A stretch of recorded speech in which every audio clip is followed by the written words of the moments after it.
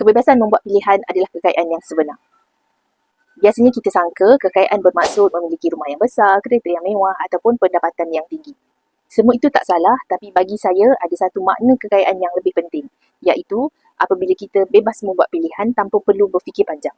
Pilihan untuk membantu ibu ayah tanpa perlu berhutang, pilihan untuk memberi sedekah dengan hati yang lapang, pilihan untuk bercuti bersama keluarga tanpa membebankan keuangan, atau juga pilihan untuk menghadapi saat-saat sukar tanpa rasa panik. Semua pilihan itu tak muncul secara tiba-tiba, tuan-tuan. Ianya dibina sikit demi sedikit melalui disiplin mengurus rezeki.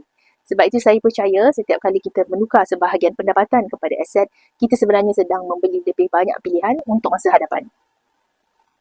Emas begini, tuan-puan, bukan hanya sekadar emas ataupun logam berharga. Ianya adalah satu bentuk perancangan untuk masa depan. Membina tabungan melalui emas, kita tak nampak hasil dalam masa sebulan atau setahun. Tetapi apabila dilakukan secara konsisten, kita juga sedang membina sesuatu yang lebih bermakna daripada sekadar angka yang ada dalam akaun.